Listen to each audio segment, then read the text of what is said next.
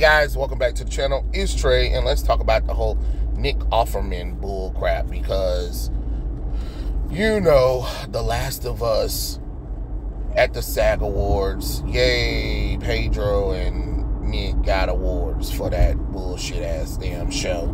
Congratulations. The show's fucking terrible. But we need to talk about it because of course it brought back the whole controversy of the storytelling, because Nick got an award for that stupid ass love story between the two gay characters that were literally side characters and was only hinted at in the original video game. I mean, we all knew they were, but again, those characters were not big enough to make an entire filler episode and completely change the notion of what those of their story, which they did. You know what I'm saying? And it's kind of crazy because people were like, oh, everybody's being homophobic, but then it's just like, okay, well, explain how a movie like Moonlight won Best Picture at the Oscars. You know what I'm saying? Like, I hate when they say shit like that, and then, okay, well, explain how come that Amazon movie Red, White, and Royal Blue came out and people love that gay movie. Like, there are just so many contradictions when you say some shit like that. No, there was a time and a place for that, and that was not the time nor the place for that bullshit. And it's okay to admit that. It is okay to admit that wasn't the right thing to show, because the show's about Joel and Ellie. You know what I'm saying? When you pick up The Last of Us and you see Joel and Ellie on the covers, you don't expect the story to expand on others. Like somebody was trying to say, well, I really prefer them focusing on other characters besides Joel and Ellie, because it is a post-apocalyptic world, so we should focus on other people. No, not really, because it's not an ensemble cast. It's not a cast where large portions of the game you're going to be with someone. The only person we was with for a long time was Tess, and then they gunned her ass off. You know what I'm saying? And that was a section of a game. It'd be different if Nick's character was with us for a long time in the game. It's just that one section of the game, which you can honestly finish that maybe an hour, depending on how fast you play in the game, and then that's it. So he's not like in there for like 2 to 3 hours like Tess was. You know what I mean? So, but the show is still supposed to be focusing on Joel and Ellie. And remember, y'all use 8 episodes to try to tell one video game, a video game that is about, what, 30 hours, and you condensed it to 8 hours, and even then, you made changes to push a female agenda, or to even add bullshit with the whole Sarah opening and all that nonsense, which, you know, that was dumb too. I think Crystal Reed, she also won a damn award for being a race swap character too, and I'm just like, for what? Like, she didn't do shit. You know what I'm saying? I mean, like, everybody's winning awards for participation points, but he was basically saying like, oh, you know, people was complaining about it, and he was like, why did you tell a gay love story or whatever and stuff like that? And he was like, because of comments like that, fuck you, that's why we did it. Like, so you're admitting that you did it for absolutely no reason. Hollywood, do you not understand? Majority of people in the United States are not gay. I don't care what people are trying to tell you. I don't care what little bubble you fucking live in. Nobody wants to see that shit in everything, especially in video games, which has a large straight male population. I'm sorry you don't like it. It's the truth. It goes back to that with the video games too, is you will cover up a fucking female character and be like, oh, it's sexist to look at a sexy woman or whatever, but it's homophobic if I don't want to see 2 females kissing or 2 men making out and having gay sex, or a fucking male, a male and a fucking male bear fucking. Like, oh, I'm sorry, I don't want to see that. But me wanting to see a beautiful woman just being beautiful with a little butt cheek hanging out, maybe that's wrong. I'm sorry. I could have sworn I could have sworn I was straight. My bad for not wanting to see same-sex shit. Like, come on now. Which is crazy because, again, y'all say that people are homophobic or whatever. Well, if they're homophobic, how come Asian BLs are skyrocketing right now? Did you ever think about that? Did you ever think about that before you opened up your damn mouths? And if you guys don't know, Asian BLs stands for Asian boy love.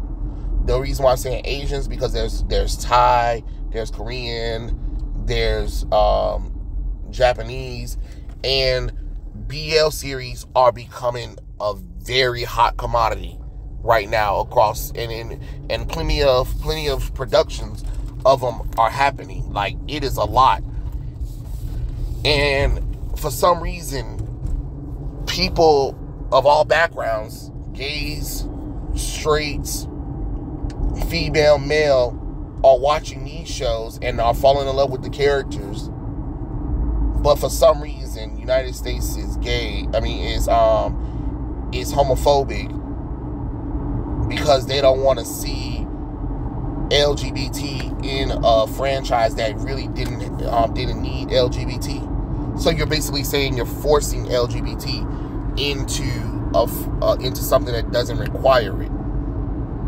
You have to know your place. Know your place. There's a time and a place for that shit. And people are like, it's a beautiful love story about a gay couple in a post-apocalyptic world. I don't care. That's not the story. It'll be different if it was the story, but it's not the story. So I don't want to see it. It's not an ensemble cast. If this was some kind of ensemble piece, if this was actually part of the storyline, I wouldn't have no problem. I have no problem with that. My beef is really the fact that the story is of Joel and Ellie, right? And if the story is of Joel and Ellie, why the hell are we sitting up here focusing on two gay guys? How did that push Joel and Ellie's relationship? And somebody was like, oh, in the end, Joel learned something. No.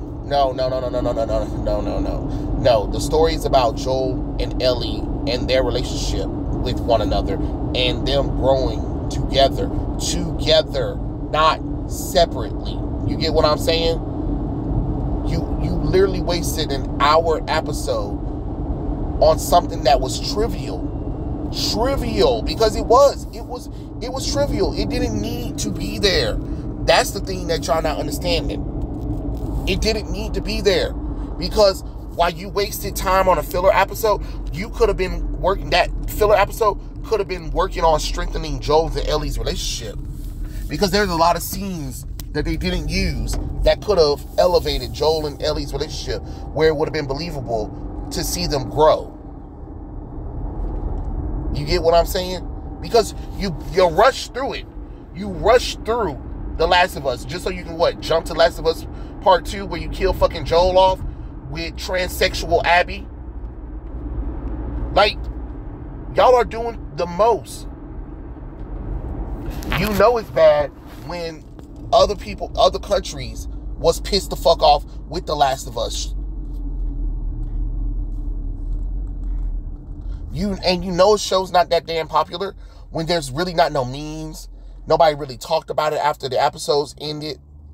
Game of Thrones on HBO, because this is how you know The Last of Us isn't as popular as they try to make it seem, because they fucking turn people off. When Game of Thrones, The Walking Dead, shit like that, when those shows showed up and showed out, people talked about it for days, for weeks. The Last of Us, all people were talking about was the unnecessary gay love story, Pedro Pascal being miscast. The girl who plays Ellie is fucking ugly, which she is. Unnecessary agenda pulling, putting females in charge of everything in the damn show. Like, I was hearing more negative than positive, because you don't want to know why. Is because you guys pushed an agenda. So yes, Nick, you can have your little SAG awards, your little charity case, your participation point, but at the end of the day, that don't mean nothing. That don't mean nothing. Hollywood is dying right now. And when you keep doing shit like this, yeah, you're gonna die. You're gonna die, and you deserve to die. Honestly. Ask yourself, what's that thing? Wait. Wasn't the SAGs used to be on network broadcasting? But what was that? What was that? People aren't watching it, so we had to put it on Netflix.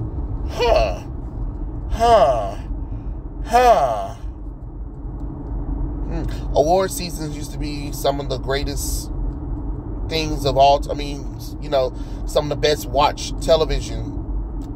But now you got the SAG reduced to literally. You got the SAG Awards literally reduced to. What? You got the SAG Awards literally reduced to streaming. Wow, congratulations. You really won something there. Oh my God. Oh Jesus. The SAG Awards live on Netflix. Okay, who cares though?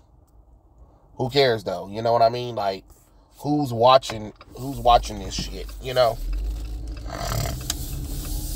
Because nobody really cares about the, you know, the SAG Awards. Nobody really cares about awards in general. You know what I'm saying? So, again, who cares? You know, like Ricky Trey said, you know, accept your award, thank whoever God you need, and shut the hell up. You don't have any right to preach or tell the audience anything. And yet, what do? They do the same bullshit all the damn time. You know what I'm saying? If it ain't the race swapping, it's the damn sexuality push. You know what I mean? And if it's not that, it's completely changing the story to fit some kind of a fucking agenda. It is crazy. And it's really funny because everybody wants to talk about The Last of Us, but nobody wants to talk about the fact that Neil Druckmann pushed The Last of Us story away from a woman, Anne Ewing, who actually wrote The Last of Us and made it what it was, but was ostracized out of the country, out of the company, and then that's when they was able to make those changes, like The Last of Us, No Left Behind DLC bull crap. That's when they put that agenda of making Ellie a fucking lesbian. Yeah. So Neil didn't even create the fucking game, but you know, we're not gonna talk about that. But it is what it is. Like I said, I think it's just completely stupid. I think it's completely, you know, disrespectful to the actual fans and the people who love the source material to try to tell them that they're homophobic and try to tell them to F you. Oh, okay, great. Yeah. And then when you do a show, people are going to remember that. I never quite understood, like, criticism for something like this. Y'all want to sit up here and say, oh, it's because you're homophobic, you're racist or whatever, but you not even listening to the argument at all. You won't even listen to the argument, but you'll say that the audience is being homophobic, but are you listening to the actual argument? And that's the thing, because I got people right now in the comment section, for me, they're not even trying to hear what I'm saying. They're trying to argue me down about how I don't know nothing about the show, blah, blah, blah, blah, and all that kind of stuff. But I played the game. You know what I'm saying? And if I played the game, and if there was a scene like that, I would have noticed it. You know what I'm saying? You're not going to sit up here and try to tell me how I'm wrong about it, because it is unnecessary. It didn't have anything to do with the story. It didn't move the plot along. It wasn't a key thing. If you're going to tell a flashback story, if you're going to waste time developing two characters, they better do something important that gives the characters motivation, or they left behind very clues or whatever. But they didn't. They didn't. It teaches what? Joel to appreciate Ellie a little bit more. Oh wow, great. But we could have seen that over time of him saving her, rescuing her, or whatever, and stuff like that, or them talking and getting to know each other. You know, like the actual video game. So it is what it is. Like I said, you know, Hollywood pandering bull crap at its finest. But tell me what you guys think in the comments below, and I'll catch you guys later. Peace out.